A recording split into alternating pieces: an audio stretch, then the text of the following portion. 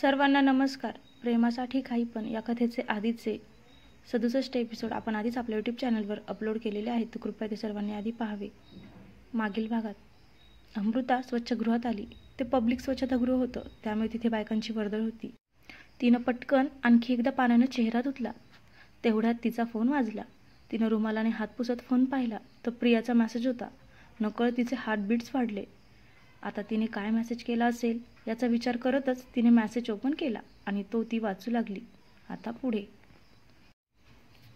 Dear Amruta, तुला काय dear बोलणार ना, तुझी तेवढी लायकीच नाही. असो, पण आज तू खूप जास्त खुश असशील ना. आता काय तुझा घटस्फोट होऊन जाईल आणि मग तू आझाद आहेस दुसऱ्यांचे प्रेम, दुसऱ्यांचे नवरे त्यांच्याकडून हिसकावून घ्यायला. आणि ते वाक्य वाचूनच अमृताला कसं तरीच झालं. थंड पाण्याने किंचित थंड पडलेलं शरीर पुन्हा एकदा ट्रेस आणि भावनिक घालमेलमुळे तापू लागलं.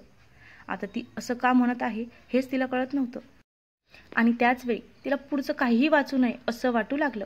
पण मन स्वस्थ बसत नव्हतं, म्हणूनच ती पुढचं सुद्धा वाचू लागली. हे सगळं वाचून राग आला असेल ना तुला माझा. पण बघ ना तू विशालला माझ्यापासून हिरावून घेतलं.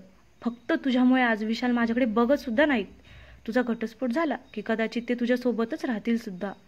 तू माझं प्रेम, माझं आयुष्य उद्ध्वस्त केलं आहेस अमृता. आता सुद्धा मी त्यांच्याजवळ आले होते, पण फक्त तुझ्यामुळे. त्यानं कुत्र्यासारखं मला अक्षरशः ढकलून दिलं. कुठे जाऊ मी सांग. असं वाटतं आयुष्य संपवून टाकावं. आणि जर मी आयुष्य संपवलं ना तर त्याला जबाबदार फक्त तूच असशील. फक्त तू. तुला ना तुझ्या आयुष्यात कधीच सुख मिळणार नाही. माझ्या तडपत्या आत्म्याचा तळतळाट तुझ्या सुखाला लागेल आणि तू किडे पडून मरशील. तू नालायक आहेस, चारित्र्यहीन आहेस. तुला तर नरकात सुद्धा जागा मिळणार नाही. धाप. अमृताच्या हातून फोन खाली पडला आणि आता अमृताला मोठा हुंदकाच फुटला. तिचं पूर्ण शरीर थरथर कापू लागलं. मॅडम, तुम्ही ठीक आहात ना. तिथेच हात धुणाऱ्या एका बाईनं पटकन तिचा फोन उचलून तिला देत विचारलं. सॉरी, अमृता थरथरत्या आवाजात म्हणाली.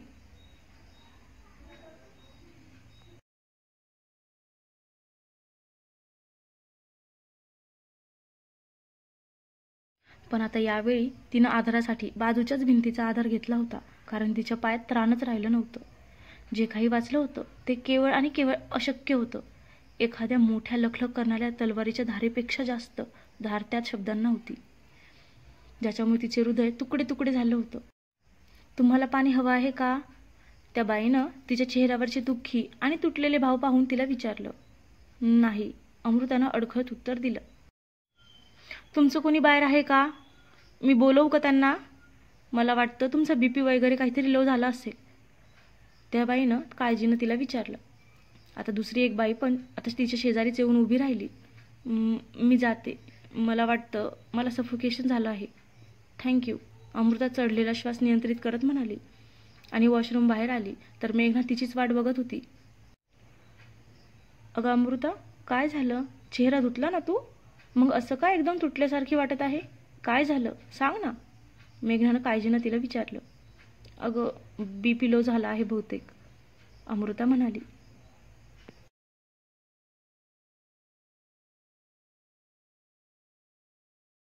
ओह, थांब. पाणी पी आणि चॉकलेट खा. आता मेघनानं लगेच तिच्या पर्समधून एक पाण्याची बॉटल आणि चॉकलेट काढलं आणि तिला दिलं. आता अमृतानं यंत्रवत ते पाणी पिऊन चॉकलेट सुद्धा खाल्लं. तोच कोर्ट सुरू झालं. पटकन चला, विशालदादा आत जाऊन बसला आहे. आदित्य पळतच येऊन त्यांना म्हणाला. चल अमृता, मेघना म्हणाली आणि तिनं अमृताचा हात पकडला तर तो गरम लागत होता. अमृता राणी, तू ठीक आहेस ना. फक्त थोडा वेळ दम धर. आपण जिंकत आलो आहोत. फक्त थोडा वेळ साथ दे. आता मेघनालाच तिचं टेन्शन आलं होतं. अमृतानं हुंकार भरला. आता त्या दोघी पण कोर्टात येऊन बसल्या. ॲडव्होकेट सोळंकी, तुमचं आशील ठीक आहे का. जज साहेबांनी विचारलं. येस माय लॉर्ड, ते ठीक आहेत, सोळंकी वकील कंबरेतून वाकून म्हणाले. केस सुरू करा मग, जज साहेब म्हणाले. येस माय लॉर्ड, मी अमृता कुलकर्णी यांना पुन्हा एकदा प्रश्न विचारण्याची परमिशन मागतो, सोळंकी वकील म्हणाले. अमृता, अगं तू खरंच ठीक आहेस ना. उत्तरे देऊ शकतेस ना. मेघनानं सावकाश तिला विचारलं. अमृता मान हलवत उठली आणि पुढे आली.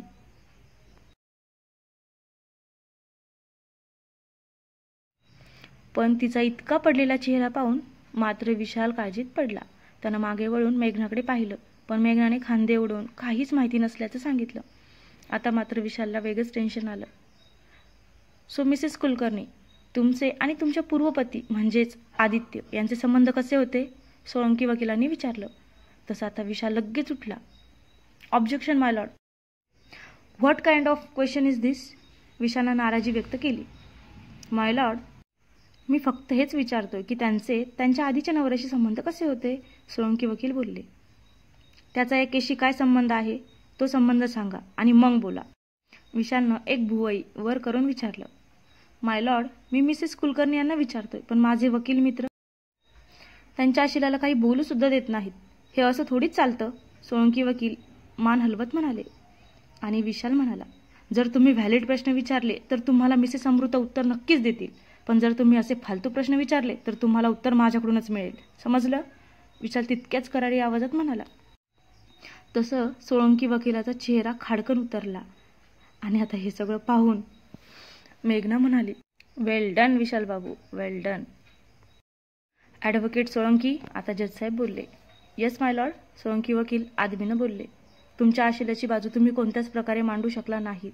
तुमचे अशील मिसेस अमृता कुलकर्णी यांच्यावर संशय घेत होते आणि त्यांनीच त्यांच्यावर जबरदस्ती करण्याचा प्रयत्न केला होता, हे सुद्धा सिद्ध झालं आहे. शिवाय त्यांना फसवून हे लग्न करण्यात आले, हे तर कागदोपत्री सुद्धा सिद्ध झाले. शिवाय तुमच्या आशिलांनी स्वतः कबूल केलं की ते मिसेस अमृता यांच्यावर हात सुद्धा उचलत होते.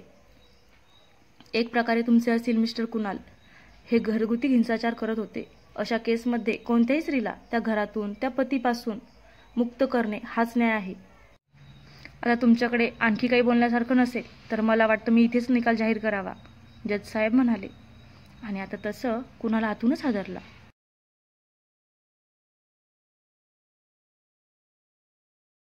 अमृता मात्र शांतपणे उभी होती. तिच्या चेहऱ्यावरच्या रेषा बदलत नव्हत्या आणि म्हणूनच आता विशाल पण काळजीत पडला. तिची तब्येत तर ठीक नाही ना? त्याच्या मनात प्रश्न उठला. मिसेस अमृता, तुम्हाला शेवटचं विचारतोय, तुम्हाला हा घटस्फोट करायचा आहे का? जज साहेबांनी अमृताकडे पाहिलं आणि आता सगळे श्वास रोखून अमृताकडे पाहू लागले. तिच्या चेहऱ्यावर पूर्ण जगाचं नैराश्य आल्यासारखं वाटत होतं. त्यात जज साहेबांनी विचारलं, तरी पण ती गप्प बसली होती. आणि हे पाहून विशालचा तर श्वासच अडकला. मेघना सुद्धा विचलित झाली होती. आणि कुणाल तर एकटक अमृताकडे बघत होता. अमृता, नाही बोल, घटस्फोट द्यायचा नाही, कुणाल हळूवार तिला पुटपुटला. पण त्याच वेळी विशाल उठला आणि सरळ तिच्या जवळ गेला. त्यानं हळूच तिच्या रेलिंगवरच्या हातावर हात ठेवला, तेही भर कोर्टात. मिसेस अमृता, जज साहेब काहीतरी विचारत आहेत, तो तिचा हात किंचित दाबत म्हणाला. आणि इकडे कुणालच्या हातांच्या मुठी घट्ट झाल्या. पण तिच्यात मात्र किंचितची जाणीव जागी झाली आणि पूर्ण कोर्टात शांतता पाहून ती गडबडली.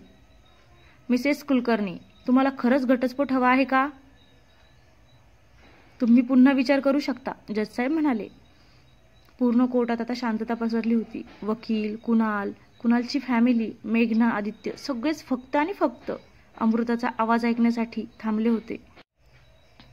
आणि विशाल, तो तर श्वास रोखून तिलाच बघत होता. मनातच घाबरला होता, कारण उत्तर द्यायला ती वेळ लावत होती. अमृता, प्लीज से यस, तो मनातच जणू तिच्याशी बोलला. अगदी बेंबीच्या देठापासून त्यानं तिला साथ घातली. आणि त्याच वेळी, हो, मला घटस्फोट हवा आहे, यावर मला पुन्हा काही विचार करायचा नाही, अमृता हळू पण ठाम आवाजात म्हणाली. आणि इकडं कुणालनं दातावर दात घट्ट रोवून त्याचा राग आवरला. तर विशालनं डोळे बंद करून एक सुटकेचा निश्वास सोडला. बस, त्या एका क्षणात सुद्धा त्याला घाम फुटला होता. त्यानं तिच्या हातावर थोपटलं आणि पुन्हा त्याच्या जागेवर येऊन बसला. जज साहेब समोरच्या कागदावर काहीतरी लिहू लागले. तोच, माय लॉर्ड, मला थोडं बोलायचं आहे, कुणाल लगेच म्हणाला. तुम्हाला तुमचं मत मांडण्याचा वेळ दिला होता. आता जज साहेब बोलत होतेच की, फक्त 2 मिनिटे प्लीज, कुणाल गयावया करत म्हणाला. बोला, जज साहेब म्हणाले. विशालनं पुन्हा एकदा सुस्कारा सोडला.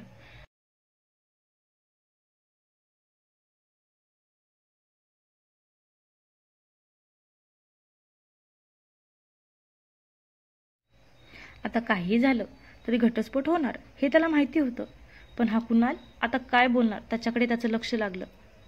माय लॉर्ड, मी पूर्ण ठीक व्हायला 6 महिने लागतील असं डॉक्टर बोलले आहेत. तुम्ही प्लीज तोपर्यंत घटस्फोट थांबवू शकता का? कदाचित मी ठीक झाल्यावर माझी बायको परत माझ्याकडे येईल. ही शेवटची आशा आहे, कारण आमच्यात प्रेम होतं आणि आता ते ती विसरली आहे. तिच्या मनात गैरसमज आहेत. शिवाय मी सुद्धा ठीक नाही, त्यामुळे तिला भविष्याची काळजी वाटत असेल. पण माय लॉर्ड, प्लीज, ती गेली तर मी जगू शकणार नाही. Please please my Lord. Kunal पुन्हा गायवाया करू लागला. तसा आता विशाल उठला. माय लॉर्ड, हे कोर्ट आहे, पण मिस्टर कुलकर्णी यांनी तर इथे इमोशनल ड्रामा बनवून ठेवला आहे. मला वाटतं कोर्टाचा वेळ वाया जातोय, विशाल आदबीने म्हणाला. मिस्टर कुणाल कुलकर्णी, तुमचा आणि मिसेस अमृता कुलकर्णी यांचा घटस्फोट मी मंजूर करतोय. आजपासून तुम्ही दोघेही पती पत्नी या बंधनातून मुक्त होत आहात. जजसाहेब बोलत होतेच की. माय लॉर्ड, एक चान्स तर प्रत्येकाला मिळतो ना. मला सुद्धा मिळायला हवा, किमान 6 महिने तरी. Please my Lord. जर 6 महिन्यात अमृता पुन्हा माझ्याजवळ नाही आली तर मी स्वतः तिच्यापासून वेगळा होईल, कुणाल हात जोडत म्हणाला.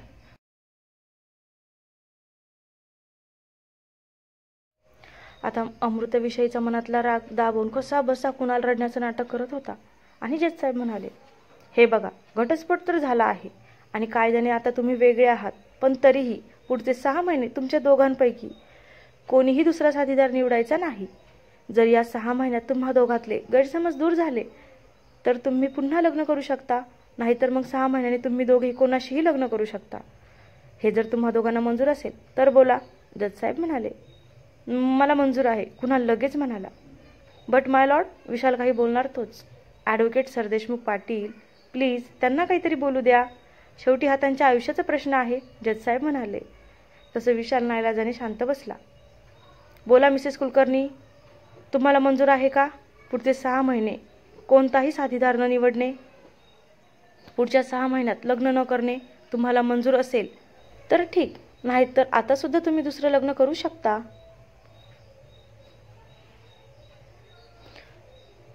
पण हा नियम मंजूर केल्यावर मात्र तुम्हाला 6 महिने दुसरं लग्न करता येणार नाही. पण हो मिस्टर कुणाल, तुमचे पती सुद्धा राहणार नाहीत. त्यांचा कोणताच हक्क तुमच्यावर राहणार नाही. पण कधी जर तुमच्या मनात आलं तर मात्र तुम्ही त्यांच्याशी पुन्हा पुनर्विवाह करू शकता, जजसाहेब म्हणाले.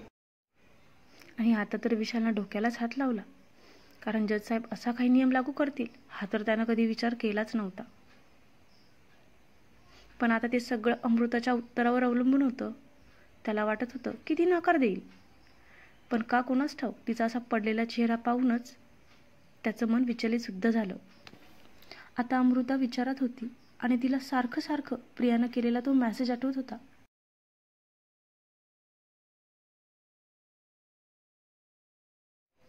त्यात तिनं लिहिलेलं सगळं पुन्हा एकदा तिच्या डोळ्यांसमोर आलं. तिच्यामुळे विशाल प्रियाला झिडकाडतो आहे हे तिला आठवलं आणि ती म्हणाली, हो मला मंजूर आहे, अमृता भकास आवाजात म्हणाली. आणि विशालच्या पायाखालची जमीन हादरली. तर कुणालसाठी हा आश्चर्याचा धक्का होता. इकडे मेघना आणि आदित्यला सुद्धा त्यांच्या कानावर विश्वास बसत नव्हता.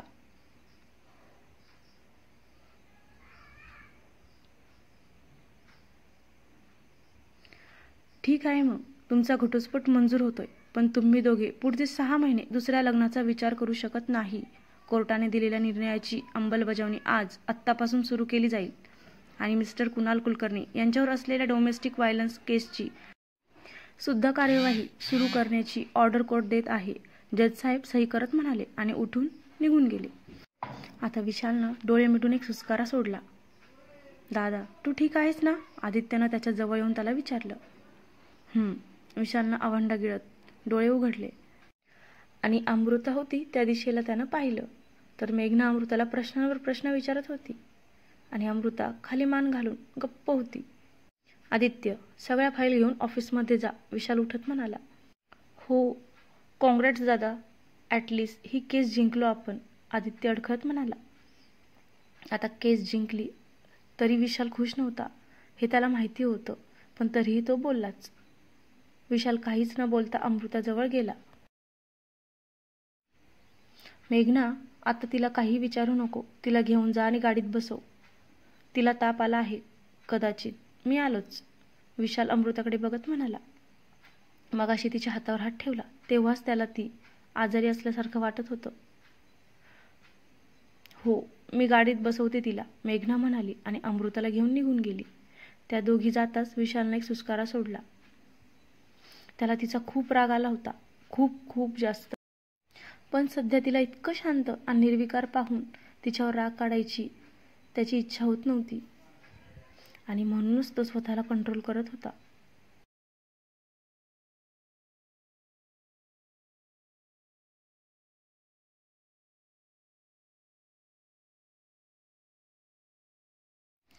पण आता शेवटी तिची काळजी रागावर भारी पडली होती.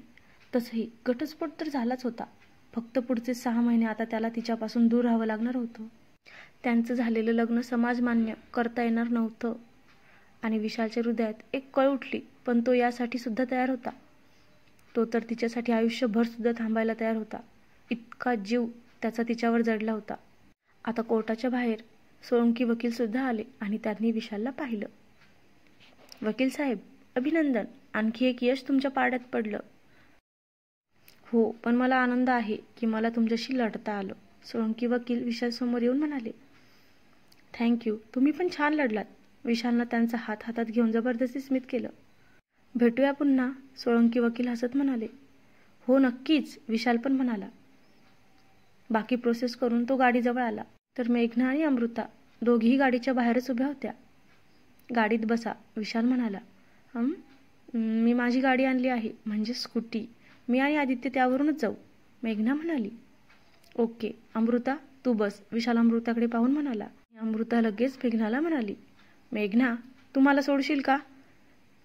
आता तिनं विशालकडे बघणं टाळत मेघनाला विचारलं.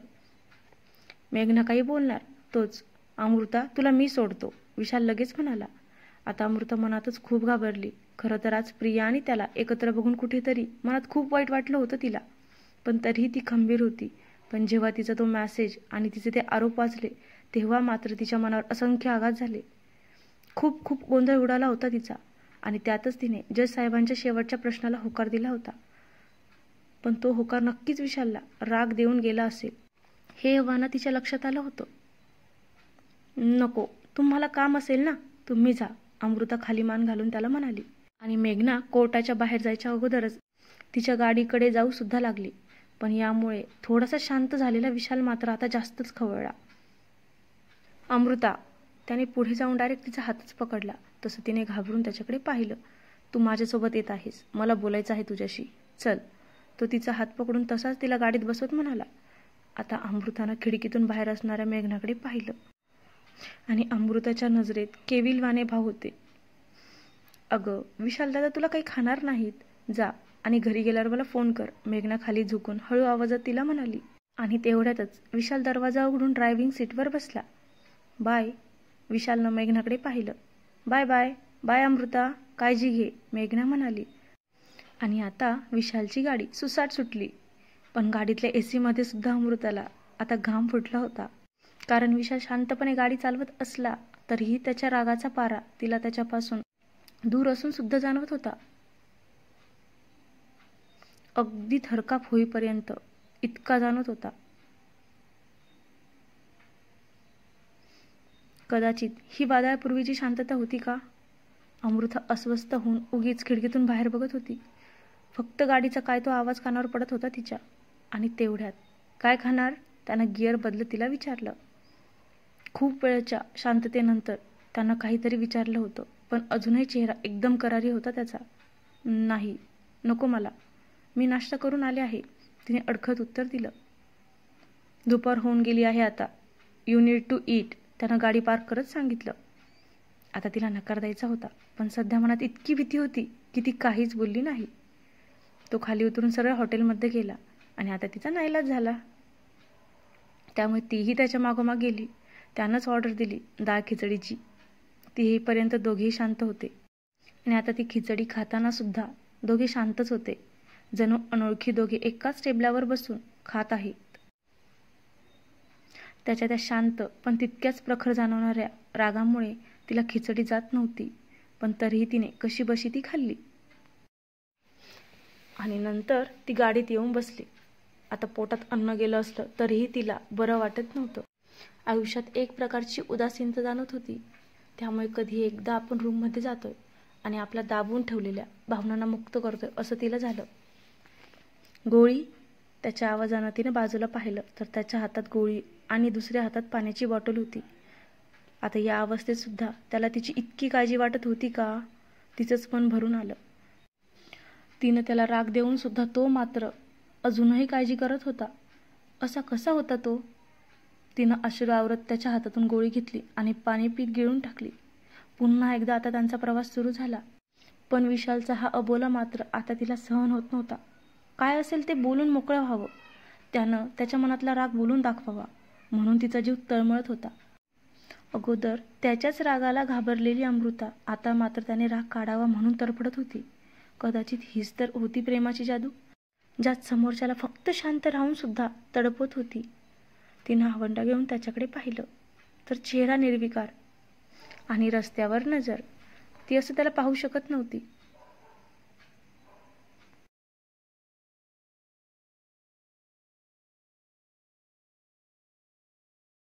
कारण रागराग करणारा आणि आपल्या धारदार आवाजाने समोरच्यावर वार करणारा विशाल तिला पाहिजे होता. तुम्हाला काही बोलायचं नाही का?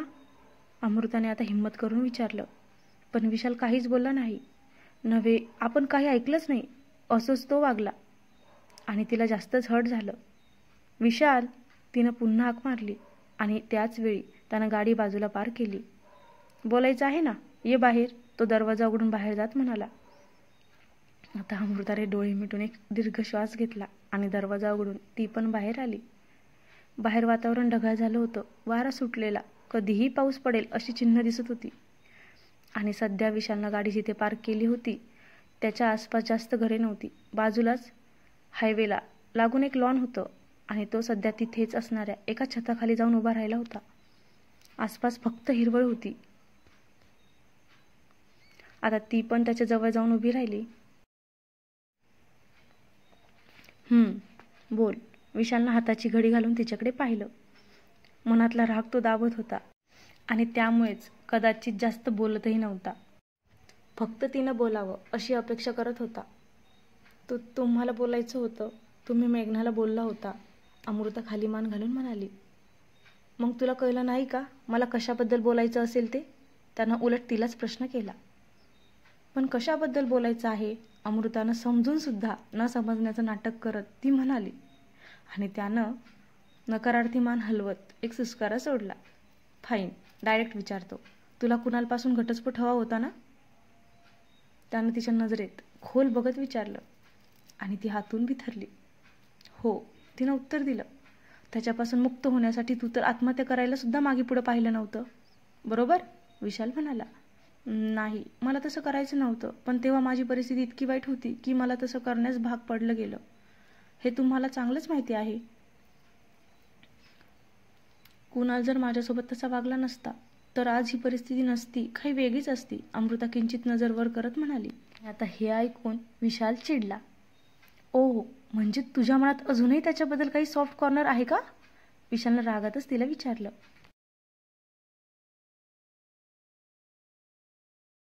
पण त्या शब्दात कितीतरी वेदना दाबल्या गेल्या होत्या.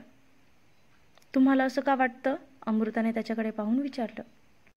मग तू 6 महिन्यांसाठी लग्न न करण्याच्या निर्णयाला होकार का दिला? विशालनं तिला विचारलं. कारण मला लग्न करायचं नाहीये, मला जोडीदार नको आहे. मी अगोदर पण हेच सांगितलं होतं सगळ्यांना. आता तिनं कुठून एवढी हिंमत आणलेली तिला सुद्धा कळत नव्हतं, पण ती बोलत होती. अगं, तुला लग्न करायचं नाही तर मग त्यासाठी ती अट ॲक्सेप्ट करायची काय गरज होती? तू असंही न लग्न करता तर राहू शकली असती ना. मग ती अट का ॲक्सेप्ट केली? आता त्याच्या आवाजाला धार चढली होती आणि तिच्या हृदयात एक कळ उठली. अशीच केली. तुम्हाला काय प्रॉब्लेम आहे? माझं आयुष्य आहे, मी काही करेल, अमृता खाली मान घालून अडखळत म्हणाली. आणि विशालला किंचित धक्काच बसला. मला काय प्रॉब्लेम आहे? नो नो नो नो, मला काहीच प्रॉब्लेम नाही. मला तर वाटलं होतं की तो बोलता बोलता थांबला. त्यांना आता जे काही ऐकलं त्यावर त्याचाच विश्वास बसत नव्हता आणि त्यामुळेच तो आता थोडा स्पीचलेस झाला होता. सांगा ना, काय वाटलं होतं तुम्हाला? अमृतानं उलट त्याला विचारलं, तेही त्याच्या डोळ्यात बघून. नथिंग. त्यानं डोकं शांत ठेवण्याचा प्रयत्न केला. तुम्हाला असं वाटलं होतं का की मी तुम्ही दिलेले ते घुंगरू घेतले, तुम्ही हट्ट केला म्हणून जसं डान्स करायला लागले, तसंच घटस्फोट झाल्यावर तुम्ही बोललात की मी तुमच्यासोबत अफेअर करेल? अमृता अडखळत पण तरीही किंचित तुसड्या आवाजात त्याला म्हणाली आणि विशालच्या कपाळावर आठ्याचं म्हटल्या. व्हॉट? तुला म्हणायचं काय आहे? त्यानं विचारलं. विशालचं आता स्वतःवरचं कंट्रोल सुटत चाललं होतं. विशाल, तुम्ही आता जे काही ऐकलं तेच म्हणायचं आहे. तुम्ही प्रत्येक वेळी माझ्याजवळ येण्याचा प्रयत्न करता. तुम्हाला काय वाटतं, मला तुमचे इरादे समजत नाही का? तुम्हाला शोभतं तरी का हे? तुमचं लग्न झालं आहे. ती प्रिया, तिला तिकडे कुठे सोडून तुम्ही कॅम्पला मला घेऊन गेलात. घरी, ऑफिसमध्ये सगळीकडे येऊन प्रत्येक वेळी माझ्यासोबत वेळ घालवण्याचा प्रयत्न करता. तुम्हाला नक्की काय वाटतं? मी असं एखाद्या लग्न झालेल्या माणसासोबत अशीच अफेअर करेल का?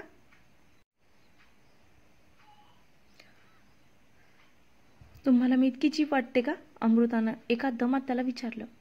तेवढं विचारून सुद्धा तिला घाम फुटला होता आणि तिचा श्वास वरचढ झाला. आणि विशाल, तो मात्र तिचे शब्द ऐकून सुन्न झाला होता. अगं, ते घुंगरू, तो डान्स फक्त तुझा आत्मविश्वास वाढवण्यासाठी होता. आणि हो, मला तुझ्याशी अफेअर करायची काहीही गरज नाही. विशाल हातांच्या मुठी घट्ट करत म्हणाला. आता विशालला तिच्यावर खरंच बरसायचं नव्हतं. आकाशात मात्र कडकड वाजायला सुरुवात झाली आणि तो पाऊस कधीही बरसणार होता.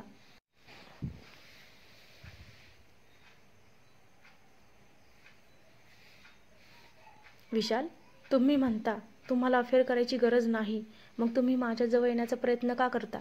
तिनं दुसरीकडे बघत किंचित रागात त्याला विचारलं. अगं, कारण माझं तुझ्यावर प्रेम आहे. मी स्वतःच्या भावना नाही थांबू शकलो आणि म्हणूनच कदाचित कधीतरी मी तुझ्याजवळ आलो असेल. पण माझ्या मनात वाईट नक्कीच कधी नव्हतं. आणि तू एक स्त्री आहेस. चांगला वाईट स्पर्श चांगलाच कळत असेल ना तुला, राईट? आता विशालचा आवाज सुद्धा किंचित वाढला होता. त्याला एक प्रकारची धार होती.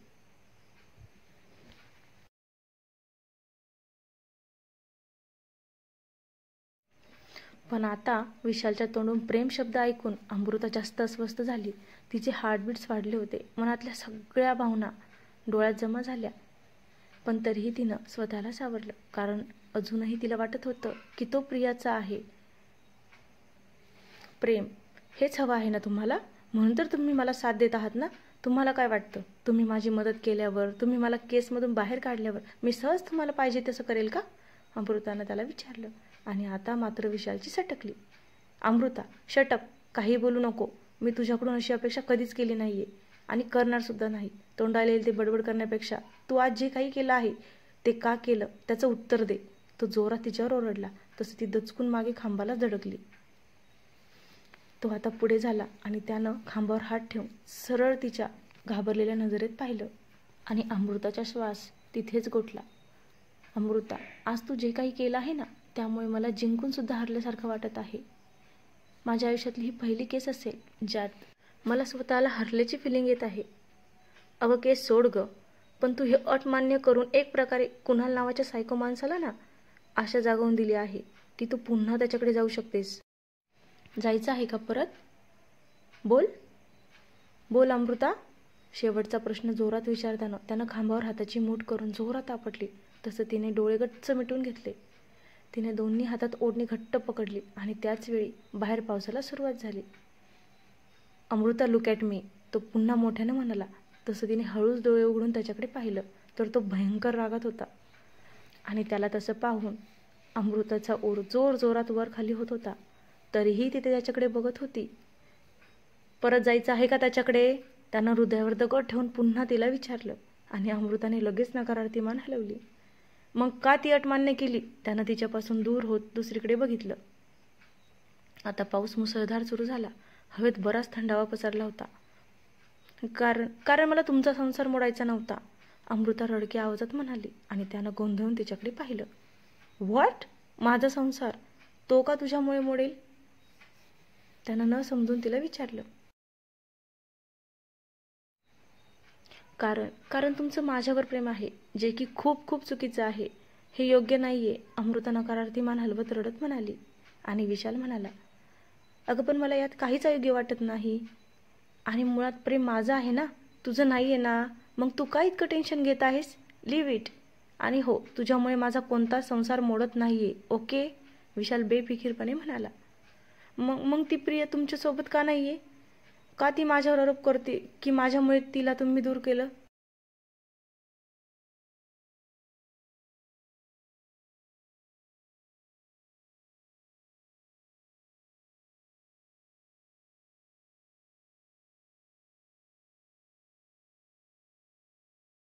का का ती माझ्या चारित्र्यावर शिंतोडे उडवते?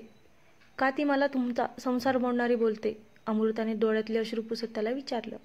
आणि आता प्रियानं हिला काहीतरी भयंकर सांगून तिच्या मनात गैरसमज निर्माण केला आहे हे विशालला कळलं. त्यांना आता डोळे घट्ट मिटून अस्वस्थ होत केसातून हात फिरवला. बोला ना विशाल, बोला आता, अमृता म्हणाली. अगं अमृता, मला प्रिया नाही आवडत. सो न आवडणाऱ्या व्यक्तीसोबत राहण्याचा प्रश्नच येत नाही ना, विशाल शांतपणे तिला म्हणाला. आवडत नाही याचा विचार तुम्ही तिच्याशी लग्न करण्याच्या अगोदर का नाही केला? जर ती आवडत नाही तर लग्न का केलं तिच्याशी? आणि आता लग्न केलं आहे तर तिच्यासोबत न राहता माझ्या भोवती का फिरता? विशाल, तुम्हाला माझ्यावर असणारा चारित्र्यहीन कलंक सिद्ध करायचा आहे का? मी दुसऱ्यांचे संसार मोडणारी आहे हेच जगाला दाखवून द्यायचं आहे का? आता अमृताला हुंदका फुटला होता. बिचारी रडत रडत त्याला आरोप विचारत होती, नव्हे आरोप करत होती त्याच्यावर. आणि आता त्याचं डोकं जाम भडकायला लागलं. विशाल, तुमच्यामुळे, फक्त तुमच्यामुळे लोक माझ्यावर बोटं उठवत आहेत. लोक अगोदर लग्न झालेलं असताना बाहेर अफेअर चालू आहे असं बोलायचे, आणि आता लग्न झालेल्या माणसासोबत अफेअर आहे असं बोलतील तुम्ही.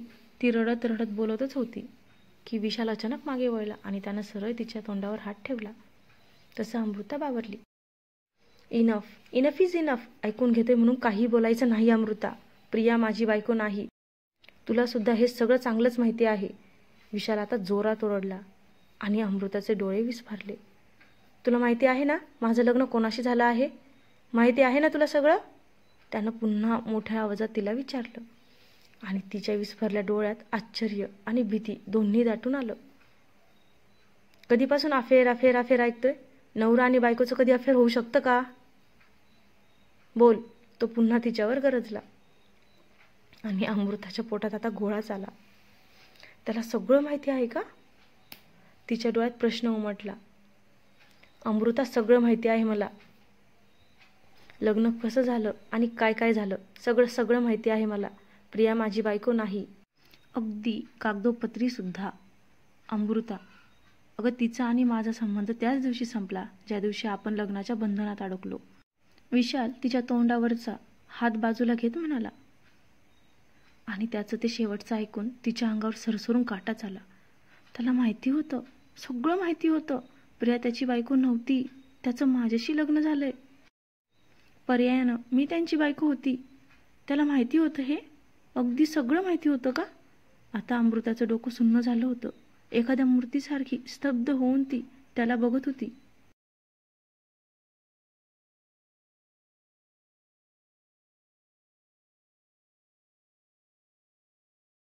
आणि आता विशालनं तिच्या कॉलर बोनवर बोट ठेवून पदराच्या खाली लपलेलं मंगळसूत्र बाहेर काढून बोटावर पकडलं. तसं तिच्या शरीरातून वीज वाहिली.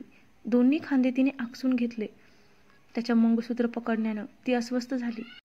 अमृता, तू गळ्यात हे जे मंगळसूत्र घालतेस ना, ते मी घातलेलं मंगळसूत्र आहे, बरोबर ना? त्यानं तिच्या भिजलेल्या नजरेत बघत तिला विचारलं. आणि आता तिच्या दोन्ही डोळ्यातून एकाच वेळी अश्रू गालावर ओघळले. तिने स्वतःला पाठीमागच्या खांबावर पूर्ण दाबलं आणि तिच्या गळ्याच्या शिरा एकदम ताठ झाल्या. तिनं झटकन मान खाली घातली. तसं त्याच्या बोटातल्या मंगळसूत्राला ओढ लागली.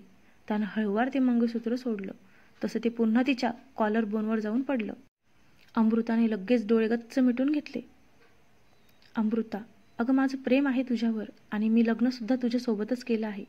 फक्त ते कागदोपत्री नाहीये. पण या लग्नाची तुझ्यावर कोणतीही जबरदस्ती नाहीये. तू स्वतंत्र आहेस. यावरून आता तू समजून जा की प्रिया तुला जे काही बोलली ते फक्त आणि फक्त तुला हर्ट करण्यासाठी बोलली.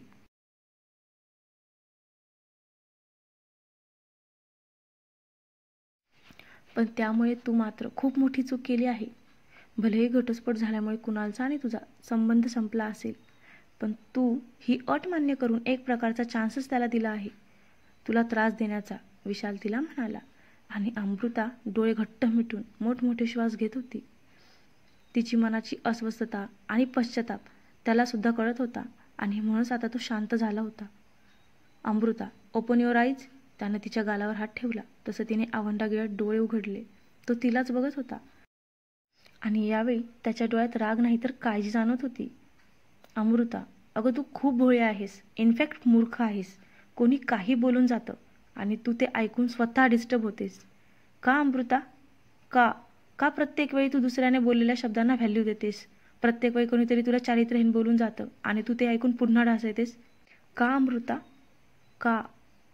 अगं तुला माहिती आहे का चारित्र्यहीन शब्दाचा काय अर्थ होतो ते? विशालनं तिला विचारलं आणि आता तिचे डोळे फक्त भरून वाहत होते.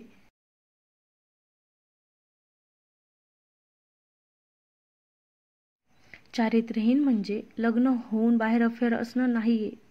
चारित्र्यहीन म्हणजे परपुरुषाशी बोलणं असंही नाहीये. तसं असतं तर मग पुरुष सुद्धा चारित्र्यहीन असायला हवेत. कारण कितीतरी पुरुषांचे बाहेर संबंध असतात, कितीतरी पुरुष बाहेर स्त्रियांशी बोलत असतात. जर हा शब्द फक्त स्त्रियांसाठी आहे तर पुरुषांसाठी का नाही? तू कधी विचार केला आहे का? मुळात माझ्या दृष्टीने ती प्रत्येक व्यक्ती चारित्र्यहीन आहे जिचे विचार, जिचा आत्मा घाणेरड्या विचारांनी भरलेला आहे.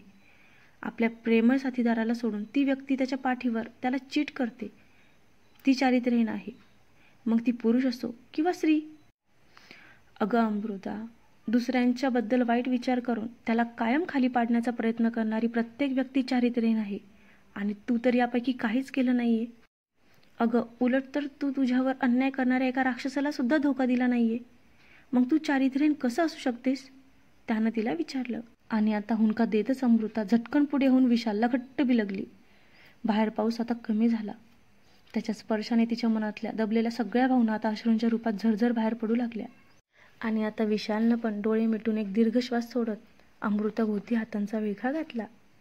त्याच्या मिटलेल्या डोळ्यांच्या पापण्यांतून एक दोन थेंब अलगद त्याच्या गालावर ओघळले. विशाल कितीही खंबीर असला तरीही आज तो थोडा भावुक झाला होताच. आता तिला सत्य सांगायचं नव्हतं त्याला, पण सांगावं लागलं होतं, तेही अचानक.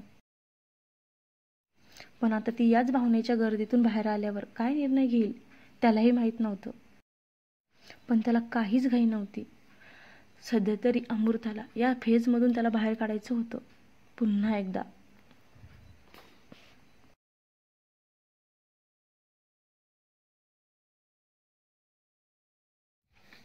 चला तर भेटूया पुढच्या भागात. शेवटी निर्णय झाला आहे, अमृता कुणालपासून मुक्त झाली आहे. आता तरी तुमच्या मनाचं समाधान झालं असेल ना? पण कदाचित आजचा लास्ट पार्टमधला जज साहेबांचा निर्णय बऱ्याच जणांना रुचला नसेल. पण ही एक कथा आहे, तीही काल्पनिक, आणि काल्पनिक कथांमध्ये काहीही होऊ शकतं. तसंही पती पत्नीमधले गैरसमज दूर करण्यासाठी कधी कधी रिअल लाईफमध्ये सुद्धा कोर्ट त्यांना 6 महिन्यांचा कालावधी देतोच ना. मग या कथेत तर जज साहेबांनी त्यांचा घटस्फोट घडवून आणला आहे आणि शिवाय कुणालवर घरगुती हिंसाचार आणि अजून आधीचे असे बरेचसे आरोप लावून त्याच्यावर कार्यवाही सुद्धा करायला सांगितली आहे. आणि हो, आता 6 महिन्यांचा लग्न न करण्याचा जो निर्णय आहे ना, तो मी थोडा विचित्र घेतला आहे. पण हा जबरदस्ती लादला गेला नाहीये. तिथे तिला विचारलं गेलं आहे. तिच्या होकारावर ती अट घातली गेली. मुळात सध्या कुणाल फिजिकली डिसेबल आहे आणि म्हणूनच हा निर्णय घेतला गेला. शिवाय कथेची गरज सुद्धा होती, कारण घटस्फोट झाला की लगेच यांचं लग्न लावून मी त्यांचा हनीमून दाखवावा असं जर तुम्हाला वाटत असेल तर मी तसंच करणार होते. मला या स्टोरीचे फक्त 40 ते 50 एपिसोड बनवायचे होते आणि तसंच करायचंही होतं. पण असं वाटलं की अजून थोडी स्टोरी वाढवावी, अजून थोडी वाढवावी, जोपर्यंत सुचते तोपर्यंत. सध्या मला कथा हळूवार पुढे न्यायची आहे आणि मी सर्वांना अगोदरच सांगून ठेवलं आहे, ज्यांना हा हळूवारपणा आवडत नसेल तर मी त्यांची माफी मागेल.